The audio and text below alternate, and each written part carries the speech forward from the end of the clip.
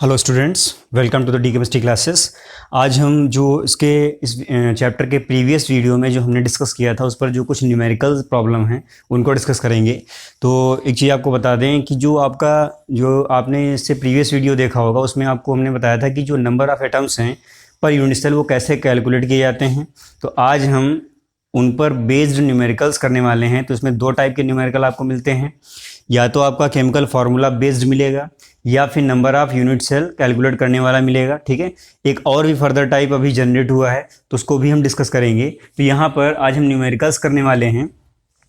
यहाँ पर numericals on the calculation of atoms in unit cell, जो कि आपने प्रीवियस वीडियो में स्टडी किया था। जो लोग नहीं देखे हैं प्लीज़ हमारा सॉलिड स्टेट पार्ट 3 देखें, समझ जाएंगे। तो यहाँ पर जो पहला टाइप है आपका न्यूमेरिकल केमिकल फार्मूला बेस्ड, ये हम करने वाले हैं। सबसे पहला न्यूमेरिकल देखिए यहाँ पे, a cubic unit cell made up of X and Y atoms, यानी कि जो आपका एक क्यूबिक यूनिट सेल है वो आपका एक्स एंड वाई एटम से मिलकर बना हुआ है।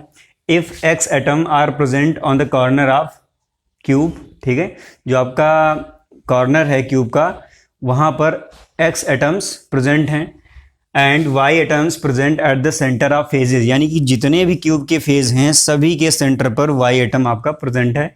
Find the formula of compound, जो आपका कंपाउंड बन रहा है जो यूनिट सेल है उसका फॉर्मूला क्या होगा, तो यहाँ पर जानते हैं। तो सबसे पहले क्या करेंगे, इसमें दोनों आपके जो एक्स एंड वाई एटम्स हैं उनको हम कैलकुलेट कर लेते हैं। तो यहाँ पर दो आपके फॉर्मूले यहाँ पर लगने हैं। यहाँ पर जो कंट्रीब्यूशन होता है एक एटम का, contribution of atom at the corner of unit cell,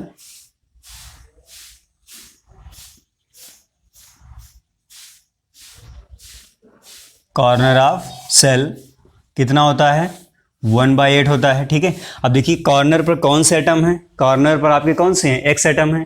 तो एक्स एटम को जब हम total number of X atom निकालेंगे, number of X atoms in unit cell कितना आएगा, ए का कंट्रीब्यूशन 1/8 है। टोटल आपके एटम होते कितने हैं, यहाँ पर हम यूनिट सेल ही फॉर्म किए दे रहे हैं, ये आपका मान लेते हैं यूनिट सेल है।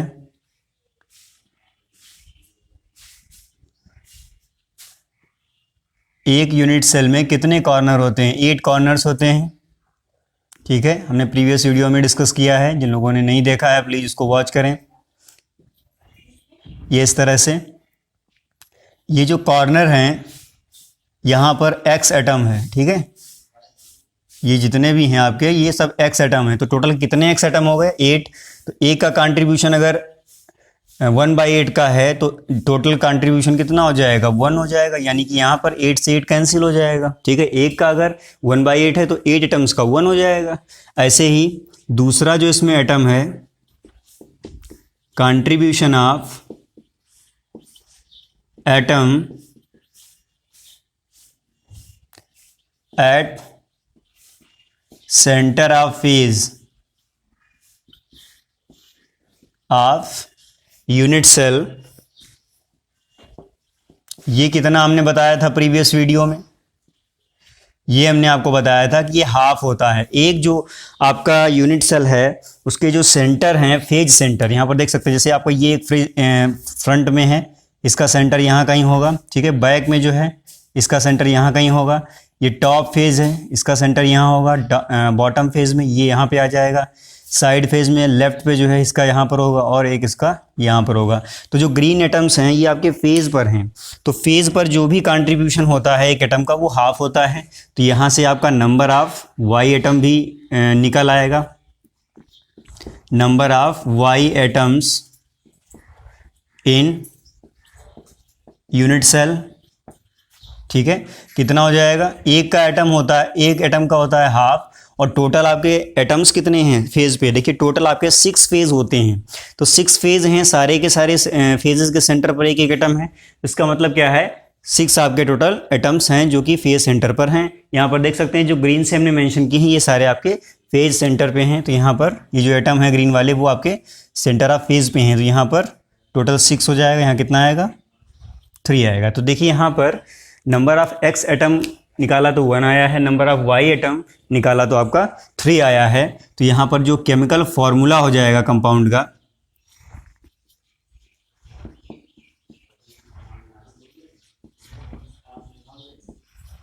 फॉर्मूला ऑफ कंपाउंड वो क्या आ जाएगा, एक्स और वाई दोनों के आपने निकाल लिए हैं तो यहाँ पे आ जाएगा एक्स का था 1 तो यहाँ पर हम नीचे कुछ नहीं लिखेंगे और वाई में आया है 3 तो ये आपका 3 हो जाएगा। ये आपका फॉर्मूला आ गया। इस तरह से ये आपके न्यूमेरिकल्स किए जाते हैं। देख लीजिए बहुत आसान है, ठीक है। अब चलते हैं, एक और न्यूमेरिकल है, इसमें आपको 3 एटम्स को कैलकुलेट करना है और इसमें आपका एज भी आ रहा है। देखिए यहाँ पर numerical number 2, if 3 elements P Q R crystallises in cubic solid lattice with P atoms at the corner of cube, ठीक है। पी जो एटम है आपके वो कॉर्नर पर हैं। दूसरा है Q atom at the centre of cube, यानी कि जो क्यूब का सेंटर है, ठीक है, वहाँ पर है। एक ही सेंटर होता है क्यूब का, ध्यान रखिएगा, गलती से इसको फेस सेंटर मत समझ लेना। यहाँ पर बिल्कुल क्लियरली मेंशन है Q atom at the centre of cube. Next आपका है R atom at the centre of edges, ठीक है। एजेस के लिए जो हमने आपको 4th रूल बताया था प्रीवियस वीडियो में, उसका यहाँ यूज़ करेंगे। Write the formula of compound, तो तीनों के पहले हम क्या करेंगे, नंबर ऑफ एटम्स निकालेंगे। पी का निकालेंगे, number of atom P, number of atom Q, number of atom R, सभी को निकालते हैं जैसे कि ऊपर वाले में हमने किया है। तो यहाँ पर इसका जो सोल्यूशन है कुछ इस तरह से हम करेंगे इसको सॉल्व। देखते हैं यहाँ पे contribution of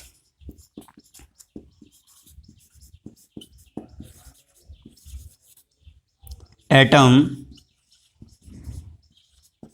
at the corner कितना होता है, 1/8 होता है।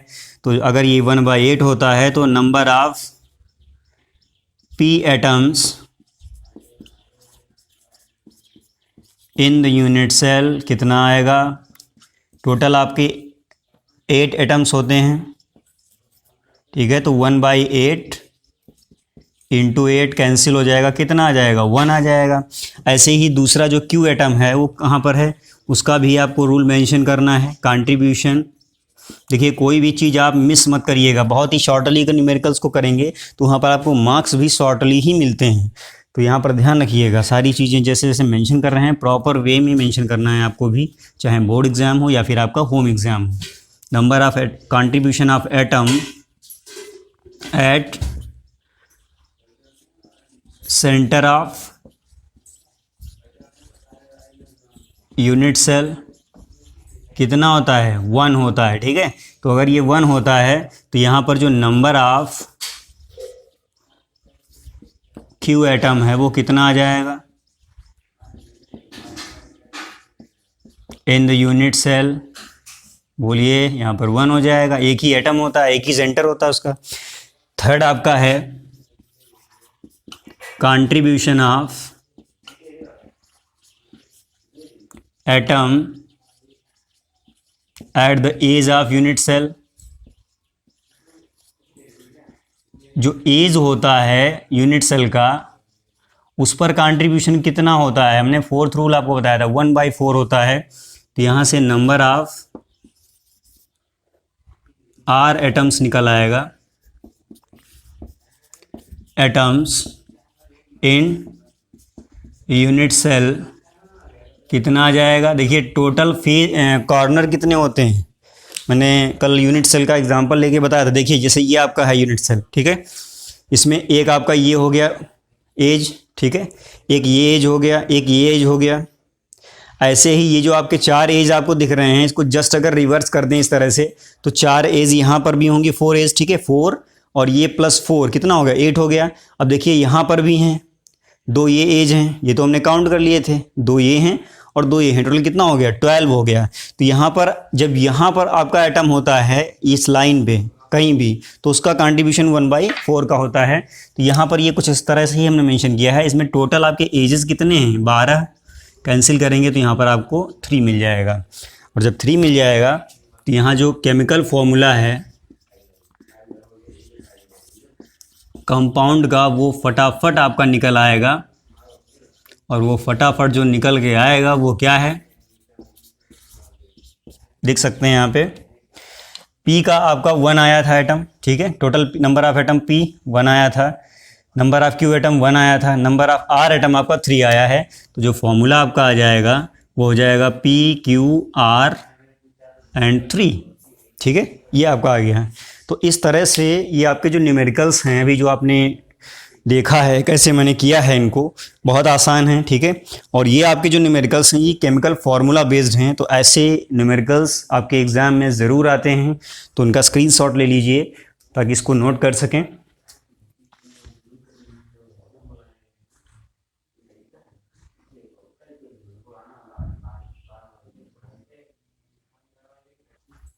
सेकेंड टाइप का जो न्यूमेरिकल है आपका वो है number of unit cell based, यानी कि इन टाइप के न्यूमेरिकल्स में हम क्या करेंगे, यूनिट सेल्स को निकालेंगे, मतलब उसका जो मास है एटम का वो आपका गिवन होगा, और हम ये पता लगाएंगे कि उसमें नंबर ऑफ़ यूनिट सेल कितने हो सकते हैं। तो यहाँ पर एक चीज़ और भी आपको ध्यान देनी पड़ेगी कि जो मोल कॉन्सेप्ट है उसको भी हम यहाँ पर यूज़ में लेने वाले हैं, क्योंकि बिना उसके काम चलने वाला नहीं है। तो देखते हैं यहाँ पर क्या करेंगे हम। सबसे पहले देखिए यहाँ पर आपका जो गिवन है डेटा वो क्या क्या है, दिया है आपका 8.1 ग्राम एल्युमिनियम, ठीक है, और आपको निकालना है 8.1 ग्राम एल्युमिनियम में कितने यूनिट सेल होंगे, और इसका एटॉमिक नंबर दिया हुआ है, सॉरी एटॉमिक मास यहाँ पर होगा, एटॉमिक मास जो है आपका वो एल्युमिनियम का गिवन है। अब आपने मोल कॉन्सेप्ट में खूब अच्छे से पढ़ा हुआ है कि जो आपका एटॉमिक मास होता है वो 1 मोल का मास होता है, 1 मोल एटम का मास होता है। तो अगर हम इसको मोल कॉन्सेप्ट से रिलेट करें यहाँ पर, बाय मोल कॉन्सेप्ट क्या होता है, मास ऑफ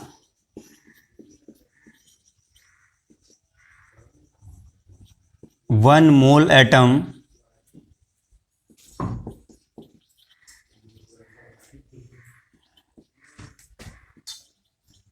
एल्युमिनियम कितना आता है, 27 ग्राम आता है, ठीक है।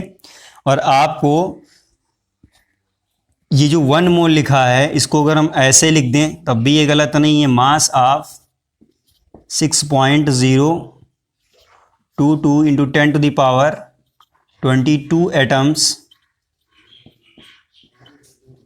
ऑफ एल्युमिनियम, तो ये गलत नहीं है, ये भी इतना ही ग्राम आएगा। आपको क्या करना है, नंबर ऑफ मोल्स निकालने हैं, ठीक है। तो नंबर ऑफ मोल्स के लिए क्या क्या करेंगे, एक एटम का मास कितना हो जाएगा, ठीक है, और इतने एटम्स का मास ये इतना होता है। आपको क्या करना है, नंबर ऑफ मोल्स निकालना है, number of moles of aluminium. Aluminium का मास आपका गिवन है कितना है, 8.1, ठीक है। नंबर ऑफ मोल्स को कैसे निकालते हैं, given mass upon molar mass, या given mass upon atomic mass. Atomic mass कितना है, 27 है। तो ये जो नंबर ऑफ मोल्स आया ये इतना मोल्स आ गया, ठीक है, इतना मोल आ गया एल्यूमिनियम का। अब हम क्या करेंगे, एक यूनिट सेल में कितने आपके एटम होते हैं ये हम जानेंगे। नंबर ऑफ, देखिए अगर आपको पर यूनिट सेल एटम्स लर्न है तो सीधे आप लिखिए, नहीं लर्न है तो उनको कैलकुलेट कर लीजिए। Atoms in FCC unit cell. FCC unit cell में मैंने आपको प्रीवियस वीडियो में कैलकुलेशन करना सिखाया था कि उसमें कैसे एटम्स को कैलकुलेट करते हैं। तो वहाँ पर जो FCC यूनिट सेल था उसमें टोटल नंबर ऑफ एटम्स कितने आते थे, 4 एटम्स आते थे। जिन लोगों ने नहीं देखा है वहाँ जाकर वीडियो में चेक कर सकते हैं कि FCC यूनिट सेल में 4 एटम आते हैं, BCC यूनिट सेल में 2 एटम आते हैं, इंड सेंटर्ड यूनिट सेल था उसमें 2 एटम आते थे, और जो सिंपल क्यूबिक यूनिट सेल था उसमें आपका 1 एटम आता था। तो ये 4 एटम आ गए, एक यूनिट सेल में 4 एटम होते हैं, ठीक है। अब अगर टोटल नंबर ऑफ एटम निकाल लें हम 8 ग्राम, उसमें कितना आएगा। यहाँ पर एक चीज़ और भी लिख सकते हैं, total number of atoms of aluminium in 1 mole. ठीक है, 1 मोल में कितने आएंगे? देखिए यहाँ पर पहले तो मोल से क्या करेंगे, एवोगैड्रो नंबर को मल्टीप्लाई कर देंगे 27 इंटू 6.022 इंटू 10⁻22 एटम्स आ जाएंगे। ठीक है, यहाँ देखिए टोटल नंबर ऑफ एटम जो है आपका 1 मोल में कितना हो जाएगा एल्यूमिनियम का, ये मोल इतना है, इतना हो जाएगा, इतने एल्यूमिनियम एटम हैं। अब देखिए जो टोटल आपके 8.1 ग्राम में इतने एटम हैं और 1 यूनिट सेल के लिए आपको रिक्वायरमेंट है 4 एटम की, तो नंबर ऑफ यूनिट सेल के लिए हम क्या करेंगे, जो आपके टोटल नंबर ऑफ एटम्स हैं, ठीक है, इनको 4 से डिवाइड कर देंगे तो हमें नंबर ऑफ यूनिट सेल पता चल जाएगा। बहुत ईजी है, ध्यान रखिएगा, इसमें कोई ऐसी चीज़ नहीं है, बस थोड़े से केमिस्ट्री के टर्म्स आ गए हैं तो थोड़ा कुछ लोग डाइवर्ट हो सकते हैं, बट ध्यान रखिएगा बहुत इजी मैथ है, एकदम 10th लेवल की मैथ है, कोई प्रॉब्लम नहीं होनी चाहिए। टोटल नंबर ऑफ एटम हमें पता है, number of atom per unit cell हमें पता है, हमें नंबर ऑफ यूनिट सेल्स निकालने हैं, तो बहुत आसान है। टोटल नंबर ऑफ एटम को number of atoms in a unit cell से डिवाइड कर दें तो बहुत आसानी से निकल आएगा। तो यहाँ पर जो फाइनल आंसर आएगा, number of unit cell in 8.1 gram aluminium कितना हो जाएगा जी, इसको पूरा इसी तरह से लिखिए, 8.1/27 इंटू 6.022 इंटू 10⁻22 होना चाहिए, 23 होता है, इसको सही कर लीजिएगा। एवोगैड्रो नंबर जो है 23 होता है, सही कर लेना इसको। इतना हो गया डिवाइडेड बाय 4, तो इसका जो आंसर आएगा वो आप निकाल सकते हैं। यहाँ पे 4 पॉइंट समथिंग कुछ आएगा, 4.5 into 10⁻23 unit cells, this is your answer. तो बहुत आसान है, इसमें हमने क्या किया, सबसे पहले नंबर ऑफ मोल्स निकाल लिए, फिर जो टोटल नंबर ऑफ एटम्स हैं उसमें हमने उसको निकालने के लिए क्या किया, एवोगैड्रो नंबर को नंबर ऑफ मोल से मल्टीप्लाई किया, देन उसके बाद में टोटल नंबर ऑफ एटम्स को कैलकुलेट किया। टोटल नंबर ऑफ एटम को कैसे कैलकुलेट किया करेंगे, नंबर ऑफ मोल्स को एवोगैड्रो नंबर से मल्टीप्लाई कर देंगे, टोटल नंबर ऑफ एटम्स में पता चल जाएंगे 1 मोल में। फिर हम क्या करेंगे, number of atoms per unit cell निकालेंगे, जो भी है, यहाँ पर FCC दिया था तो हमने FCC का मेंशन किया, कहीं कहीं BCC का आएगा तो वहाँ पर BCC के लिए आप कैलकुलेशन करेंगे, कहीं पर सिंपल क्यूबिक का आएगा तो वहाँ सिंपल क्यूबिक का करेंगे, और कहीं कहीं end centred cubic unit cell का आएगा तो वहाँ पर इंड सेंटर्ड यूनिट सेल का हम करेंगे। तो यहाँ पर हमने क्या किया है, FCC यूनिट सेल में नंबर ऑफ एटम्स निकाल लिए, यहाँ पर 4 एटम हमें मिला, यहाँ पर लिख लिया। अब हमें ये पता है कि number of total atom per unit cell कितना है और total number of atom in 8.1 gram कितना है, तो ये आपका था। यहाँ पर चाहे तो 8.1 ग्राम कर लें तो ज़्यादा बेटर रहेगा, 8.1 ग्राम, ठीक है, number of aluminium in 8.1 gram aluminium. तो ये आपका आ गया। अब क्या करेंगे, टोटल एटम को हम 4 से डिवाइड कर दें तो हमारा नंबर ऑफ यूनिट सेल निकल आएगा। तो ये आपका फाइनल आंसर है, तो जल्दी से इसको नोट कर लीजिए। नेक्स्ट अब हम जानेंगे कि जो रिलेशन है edge length and radius of atom, इनके बीच में रिलेशन क्या होता है, इनके बीच में जो फॉर्मूला बनता है वो क्या बनता है। देखिए इस पे भी आपके न्यूमेरिकल्स छोटे छोटे आते हैं, या शॉर्ट आंसर टाइप के जो मल्टीपल चॉइस हैं, या फिर बहुत सारे क्वेश्चंस इस पे मिलते हैं। तो हम क्या करेंगे कि यहाँ पर एक एक यूनिट सेल्स से R और A, यहाँ पर A जो है आपका एज लेंथ है और R जो है आपका रेडियस ऑफ एटम है, यानी कि रेडियस ऑफ पार्टिकल है। यहाँ पर एटम हो सकता है, आयन हो सकता है, मॉलिक्यूल हो सकता है, कुछ भी हो सकता है। तो ये जो R है, रेडियस और एज लेंथ, इसमें रिलेशन क्या है वो हम जानेंगे। सबसे पहला जो यूनिट सेल है वो क्या है आपका, सिंपल क्यूबिक यूनिट सेल। तो यहाँ पर हमने इसको मेंशन किया हुआ है, ये आपका यूनिट सेल है। अब देखिए इसको निकालने का एक व्यू क्या है, उसका तरीका क्या है। देखिए जो भी आपके कॉर्नर पर एटम्स हैं ये सारे एक दूसरे के कांटेक्ट में होते हैं। यहाँ पर देखिए जैसे आपका ये यूनिट सेल है, ये बहुत बड़े होते हैं साइज में। यहाँ पर मॉडल इस तरह से बनाया जाता है ताकि ये समझ में आए। अब यहाँ पर ये जो एटम है ये इसके कांटेक्ट में है, ठीक है। ये सब चारों क्या है, आपस में एक दूसरे के कांटेक्ट में है। कांटेक्ट में है इसका मतलब क्या है, ये बड़े होंगे साइज में तभी तो कांटेक्ट में आएंगे। तो ये जितने भी आपके 8 एटम्स हैं ये सारे एक दूसरे के कांटेक्ट में हैं। तो यहाँ पर अगर ये चारों आपके कांटेक्ट में हैं, ठीक है, तो इनको हमें क्या करना पड़ेगा, बड़ा करना पड़ेगा। तो यहाँ पर हमने क्या किया, इनको एक बड़ा करके एक क्रॉस सेक्शन बना लिया, एक एरिया हमने जनरेट किया है। यहाँ पर जो शेडेड रीजन है उतना ही एटम आपका क्या करता है, जो आपका यूनिट सेल है उसमें पार्टिसिपेट करता है, ध्यान रखिएगा। तो ये जो आपका स्ट्रक्चर हमने जो बनाया है, जो एरिया बनाया है, इसी को देख के बनाया है। यहाँ पर जैसे ये एटम है इसको हमने लार्ज किया, इसको लार्ज किया, इसको लार्ज किया। तो ये जो आपके एटम्स हैं देख सकते हैं यहाँ पर एक दूसरे के कांटेक्ट में आ रहे हैं, चारों आपके एक दूसरे के कांटेक्ट में हैं। तो यहाँ पर हम क्या किए हैं, ये जो आपकी एज लेंथ है इसको स्मॉल ए हमने कंसिडर किया है। ये जो आपका एटम है इसकी रेडियस को स्मॉल आर कंसिडर किया। आप देखिए ये जो आपकी ए बी है ये बिल्कुल इसके इक्वल है। यहाँ पर भी चाहें तो इस फेज को हमने लिया है A B C and D. तो ए बी की जो लेंथ है वो अगर आर के टर्म्स में हम लिखना चाहें तो क्या लिख सकते हैं, यहाँ पर लिख सकते हैं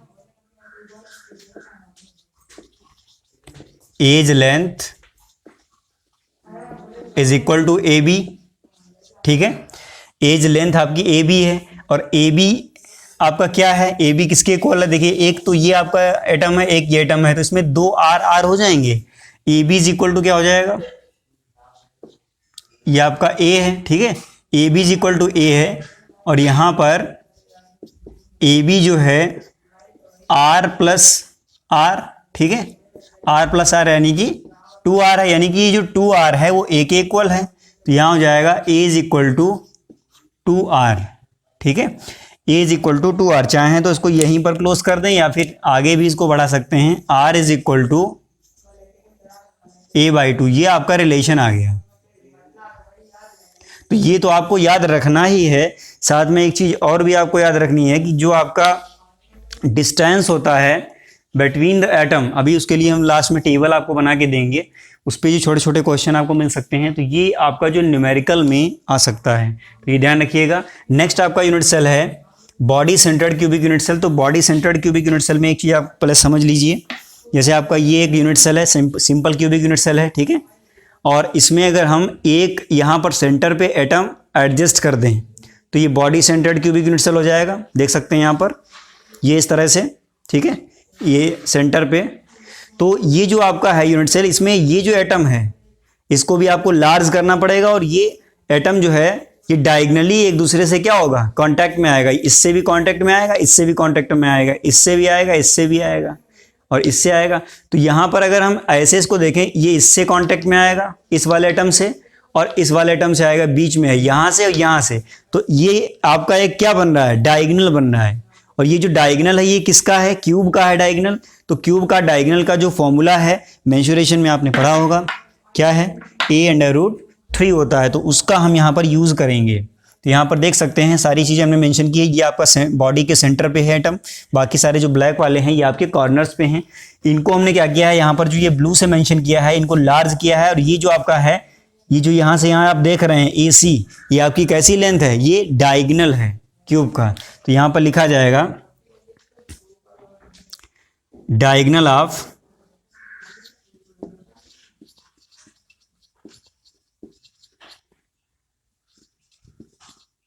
क्यूबिक यूनिट सेल।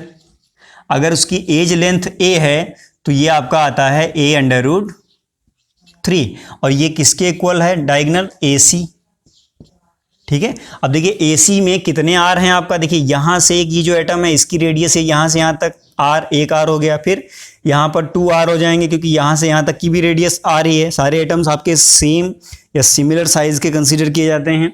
तो एक तो आर यहाँ से यहाँ तक का हो गया इस एटम का, ब्लू वाले का, और जो ग्रीन वाला है उसके कितने आर हो जाएंगे, 2 हो जाएंगे। तो यहाँ पर क्या है, एक ये यहाँ से यहाँ आर है और एक ये यहाँ से, एक आपका ये हो गया। टोटल आर कितने हो जाएंगे, 4। तो यहाँ पर AC इज इक्वल टू होगा R plus R plus R plus R, यानी कि 4R। अब 4R a√3 के इक्वल है क्यों? क्योंकि ये आपका डायगोनल है, AC आपका डायगोनल है, तो यहाँ पर ये जो आपका रेडियस है वो आ जाएगा 4r is equal to a√3। अब इसमें अगर r को आप निकालना चाहें तो निकाल सकते हैं, यहाँ पर हो जाएगा r is equal to a√3/4। ये आपका फाइनल रेडियस और एज लेंथ में रिलेशन आ गया, एक संबंध आ गया। नेक्स्ट आपका है face centred cubic unit cell. तो face centred cubic unit cell में भी हम समझेंगे, देखेंगे यहाँ पे ये जो आपका सिंपल क्यूबिक यूनिट सेल होता है, इसमें ये जैसे आपका फेज है, इसके सेंटर पे आपने एक एटम यहाँ पे अरेंज किया इस तरह से, ठीक है। तो ये आपका, अब इसमें हमें क्या करना है, इसमें एक फेज को ही हमें कंसीडर करना है, पूरा हमको यूनिट सेल नहीं लेना है।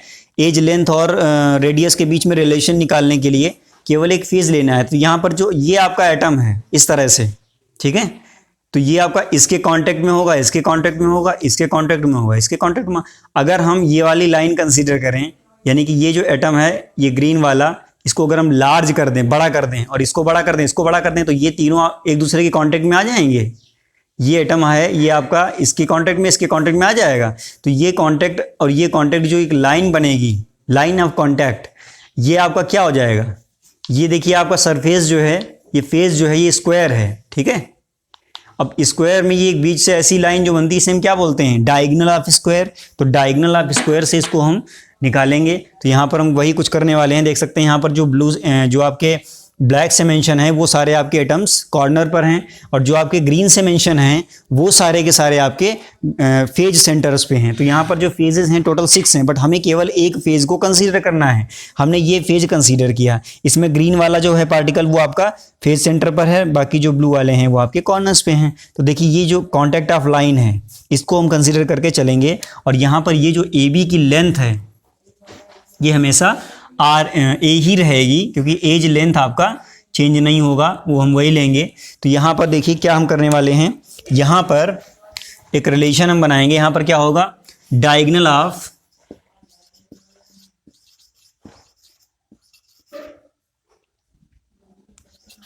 Square face of unit cell क्या होता है, a√3। इसका ये फॉर्मूला होता है, a यहाँ पर एज लेंथ है, जब एज लेंथ आपकी a है तो a उस एज लेंथ का √2 टाइम्स होता है डायगोनल ऑफ स्क्वायर। तो यहाँ पर आपने ये निकाल लिया। अब ये है किसके इक्वल, ये आपका AB के इक्वल है, और AB के इक्वल है AB, देखिए AB और AB के इक्वल है AC, कितना हो जाएगा, AC हो जाएगा R plus R plus R plus R, यानी कि 4R हो जाएगा। तो AB AC आपने निकाल लिया, BC भी निकालें, क्योंकि देखिए हमें A और R में रिलेशन निकालना है। तो यहाँ पर देखिए ये जो आपका स्क्वायर बना है ये एक राइट एंगल ट्रायंगल हो जाएगा ABC, ठीक है। यहाँ पर चलेंगे, in triangle ABC angle ABC is equal to 90। अगर ABC इज इक्वल टू 90 है आपका, तो राइट एंगल ट्रायंगल है, तो इसका मतलब आप इसमें पाइथागोरस थ्योरम अप्लाई कर सकते हैं। पाइथागोरस थ्योरम यहाँ पे क्या हो जाएगा, हाइपोटेनस स्क्वायर यहाँ पर, यानी कि AC का square is equal to AB का स्क्वायर प्लस BC का स्क्वायर। अब देखिए यहाँ पर BC भी आपकी क्या होगी, स्मॉल a ही तो होगी। जब ये स्मॉल है तो ये भी स्मॉल ही होगी, क्योंकि एज लेंथ हर जगह सेम है। तो यहाँ क्या हो जाएगा, यहाँ हो जाएगा A², यहाँ भी हो जाएगा A², और ये आपका क्या है 4R का होल स्क्वायर, ठीक है। यहाँ कितना हो जाएगा, ये आपका जो 4R था ये हो जाएगा 16R², यहाँ हो जाएगा A² प्लस A², 2A² दोनों कैंसिल हो जाएंगे, यहाँ हो जाएगा 8R² is equal to A², दोनों और रूट ले लेंगे। तो जब रूट लेंगे तो यहाँ पर देखिए होगा क्या, ये जो आपका टेकिंग रूट दोनों साइड जब रूट ले लेंगे तो यहाँ हो जाएगा 8 का जो रूट है वो क्या होता है 2√2, ठीक है। या अगर ऐसे नहीं लिख पा रहे हैं तो इसको ऐसे लिख लो, R² is equal to A² upon 8, ठीक है, ए स्क्वायर अपॉन 8, या थोड़ा इसको हम इधर लिखे दे रहे हैं,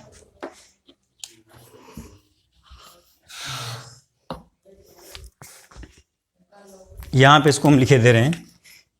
ये अगर ये आपका हो जाता है तो यहाँ पर R square is equal to आएगा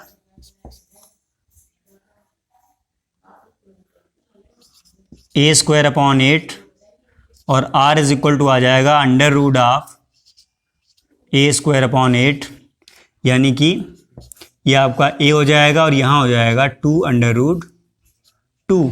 तो जो फाइनल आपका है रेडियस और उसमें जो रिलेशन है वो ये आपका आ जाएगा R is equal to A upon 2 under root 2। ये आपका आ गया, ये आपको लर्न रखना है। तो जल्दी से इसको नोट कर लीजिए और इस पे भी न्यूमेरिकल्स भी आपको करने हैं।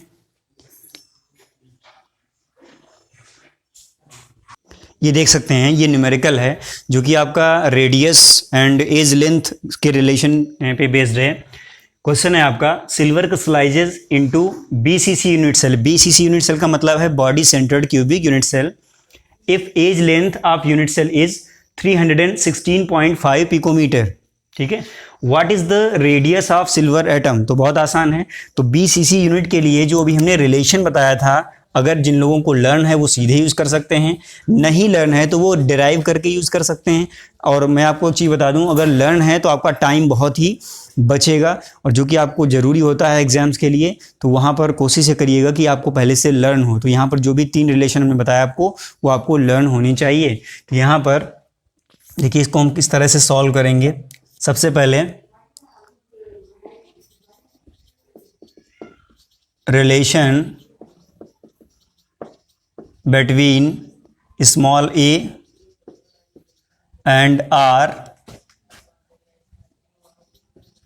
for BCC यूनिट सेल क्या होता है, r is equal to a। जो BCC यूनिट सेल का रिलेशन है वो क्या है, a अपॉन अंडर रूट 3 ये दिया हुआ है।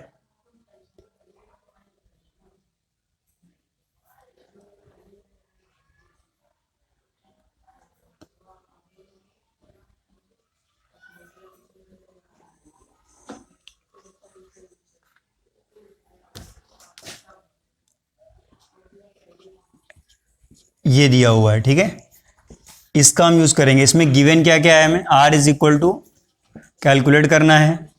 एज लेंथ हमें उसने दे रखी है 316.5 पिकोमीटर। देखिए, अगर इसको आप मीटर में चेंज करते हैं तो आंसर भी आपका मीटर में मिलेगा, अगर नहीं चेंज करते हैं तो कोई प्रॉब्लम नहीं है इसमें, जैसा चाहें वैसा कर सकते हैं। तो यहाँ पर ए इज इक्वल टू आपको दिया हुआ है, आर इज इक्वल टू क्या हो जाएगा 316.5 इंटू रूट 3 अपॉन 4, और इसको आगे बढ़ाएंगे तो हो जाएगा 316.5 इंटू 1.732 अपॉन 4। इसको कैलकुलेट कर लेंगे तो ये आपका जो आंसर है आ जाएगा 137.04 पिकोमीटर। देखिए, बहुत आसान था ये आपका आंसर हो गया। ठीक है, इस तरह के न्यूमेरिकल्स आपसे पूछे जाते हैं, तो इसको नोट कर लीजिए जल्दी से फटाफट। और अभी वर्कशीट आपको मिलेगी जिसमें आई थिंक आपके ये जो भी हम न्यूमेरिकल्स कराए हैं, जो भी थ्योरेटिकल्स पॉइंट बताए हैं, उन पे आपको क्वेश्चन मिलेंगे, तो उन्हें आपको सॉल्व करना है। और प्लीज़ जो लोग आप हमारे इस चैनल पे नए हैं वो चैनल को सब्सक्राइब कर लें और वीडियो को लाइक एंड शेयर ज़रूर कर दें, ताकि जो हमारा नया अपडेट है वो आप तक पहुँचता रहे और आपको ऐसे ही बेहतरीन वीडियोज़ मिलते रहें। ये आपका एक और टेबल है जिसमें आपको वैल्यूज़ लर्न रखनी है। तो मैं आपको बता दूं, जो आपकी यूनिट सेल हैं उनसे रिलेटेड जो भी वैल्यूज़ हैं उनको लर्न रखिएगा। मल्टीपल चॉइस में जो कॉम्पिटिटिव एग्जाम्स में छोटे छोटे क्वेश्चन आते हैं, तुरंत अगर आपको लर्न है तो फटाक से आप सजेस्ट करके उसका आंसर निकाल लेंगे, और अगर नहीं लर्न है तो आई थिंक आपको बहुत टाइम लगने वाला है, वहाँ पर टाइम की शॉर्टेज बहुत ज़्यादा रहती है। तो मैं आपको बता रहा हूँ, यहाँ पे देखिए, जैसे आपका टाइप ऑफ यूनिट सेल है, अगर सिंपल क्यूबिक है तो जो एटम्स आपके उसमें अरेंज होते हैं उनमें जो एडजेसेंट एटम है, मतलब कंटिन्यू जो एटम्स हैं, उनके बीच की जो डिस्टेंस है वो एज लेंथ के इक्वल आती है। यहाँ पर ए जो है आपका एज लेंथ है, मैंने अभी प्रीवियसली इसको डिस्कस किया है, तो ये आपको ध्यान रखना है। नेक्स्ट जो इसका रेडियस है वो a/2 आता है, ठीक है, रेडियस जो है आपका a/2 आता है, तो इसको चाहें तो 0.5 भी यहाँ पर मेंशन कर सकते हैं, 0.5a, ठीक है, 0.5a। अब देखिए कभी कभी क्या होता है, जो आपका क्वेश्चन है वो मिलता है आपको, उसमें 0.5 समथिंग कुछ दे देते हैं, पूछते हैं कि सजेस्ट द यूनिट सेल, तो सजेस्ट द यूनिट सेल में आपका आंसर क्या हो जाएगा, सिंपल क्यूबिक यूनिट सेल। ऐसे ही face centre cubic unit cell में जो आपका डिस्टेंस है वो a/√2 होता है, या फिर 0.707a होता है, ठीक है, ध्यान रखिएगा। और इसी तरह से आगे जो है रेडियस है इसकी a/2√2 होती है, या इसको हम लिख सकते हैं 0.3535a। ये वैल्यूज़ आपको लर्न रखनी है। नेक्स्ट आपका है BCC, body centred cubic unit cell, इसमें a/√3/2 होता है, या फिर 0.866a है। यहाँ पर ध्यान रखिएगा, ये जो डिस्टेंस बिटवीन एटम है 0.8 से स्टार्ट होती है, ठीक है। और जो आपका रेडियस है a/3/4 आता है, या फिर इसको डेसिमल नंबर में 0.433a लिख सकते हैं। तो ये वैल्यूज़ बहुत इंपॉर्टेंट हैं, इसको लर्न रखिएगा, ताकि आपका जो क्वेश्चन है वो उसमें टाइम ज़्यादा ना हो और आसानी से आप उसको कर ले जाएं।